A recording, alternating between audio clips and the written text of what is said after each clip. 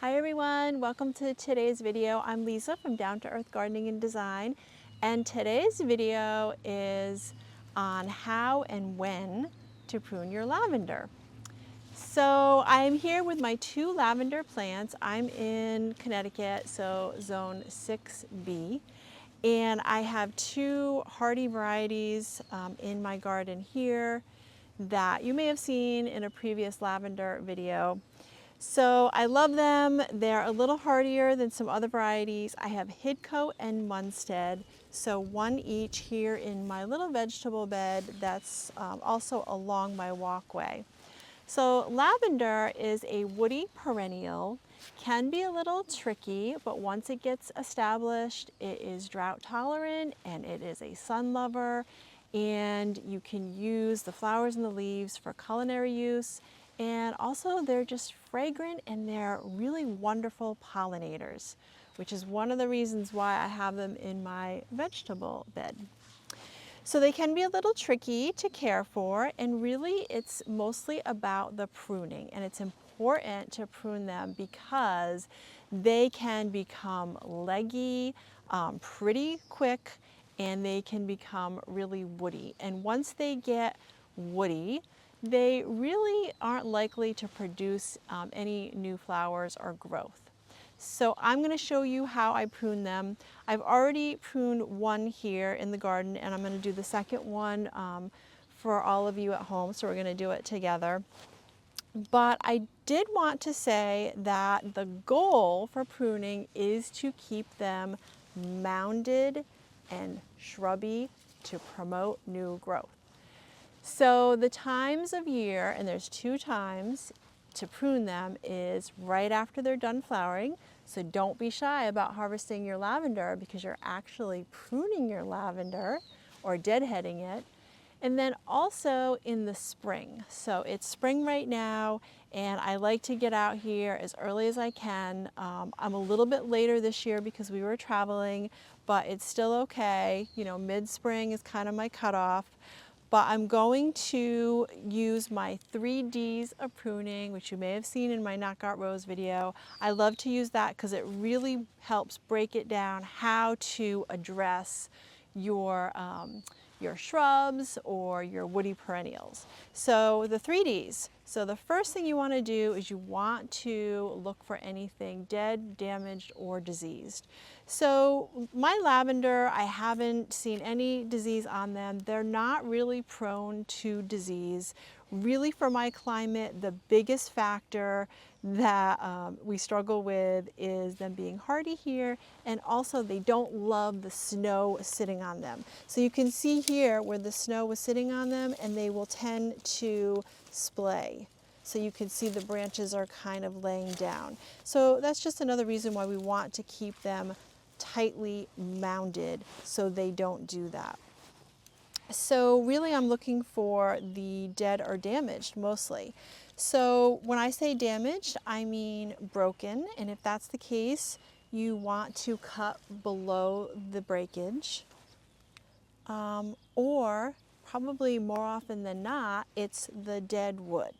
So I'm just going to take off anything that's dead and leggy, and then lastly I'm going to show you how we shape it. So because I want to keep it bushier, I am going to take some of the newer growth as well. But if you start off by looking for the dead, it kind of takes a lot of the guesswork out of it for you. So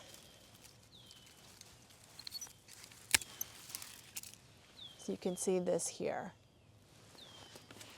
So that's a good candidate for first round. And then a lot of this is dead, so that's going to come off dead and leggy. And remember, I was mentioning in the beginning of the video that once your lavender gets to this point, it's not going to throw out any new growth, any leaves or flowers. So just go ahead and remove it.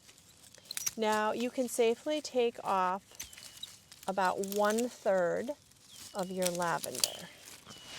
Okay, now I am trimming the branches at a 45-degree angle, and remember you want to try to do that away from the center of the shrub, so like I've done over here, because you want the water to shed off, and not sit on a flat surface.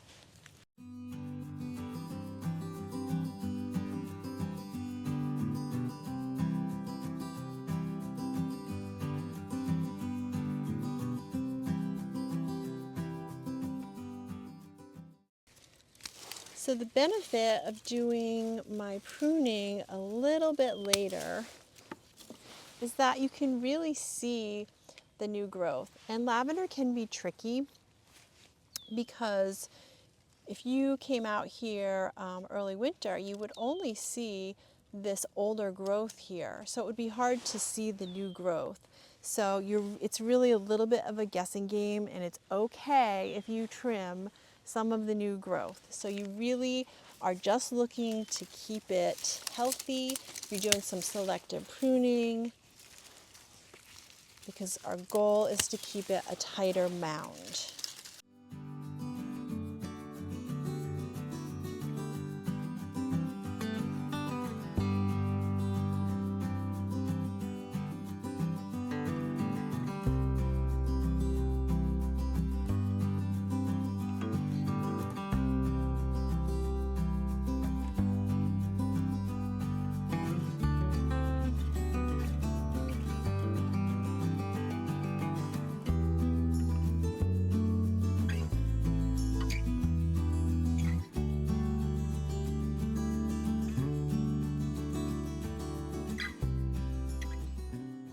Okay, so I'm pretty happy with that.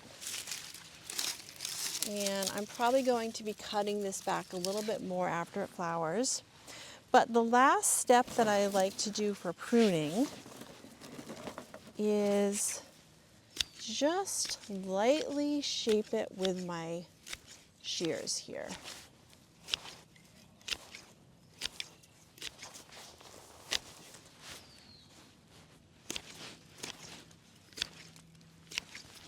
So this lavender plant is a good 10 or 11 years old.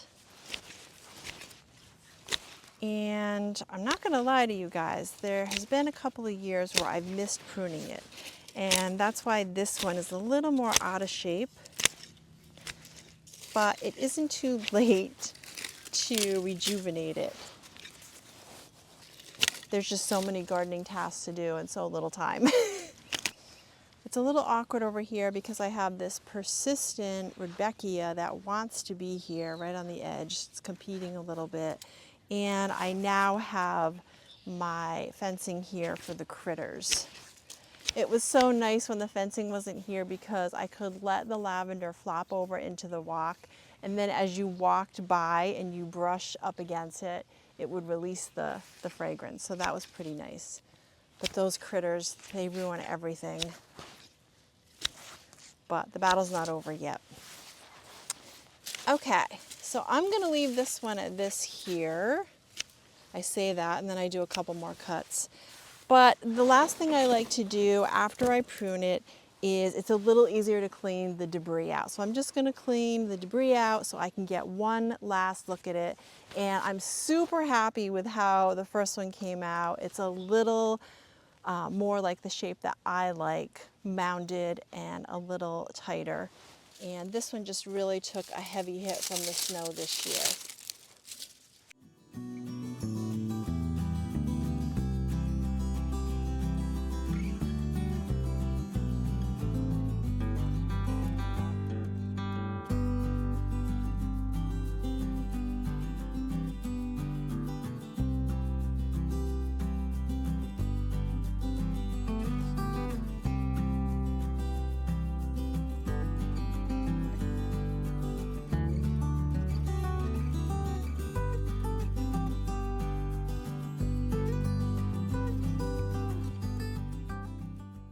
All right, that's it. Not super attractive right now, but it's going to be in about 6 to 8 weeks. So I'll be enjoying a lot of lavender and some craft, I like to make lavender lemonade, some different things. So stay tuned, and I like to keep you posted on the progress of my gardens and my videos. So I do appreciate all of you joining me today. I love doing these videos for you. And if you liked it, please tap like. I hope my tips have helped you at home. And of course, subscribe to the channel for my updates and some future gardening fun.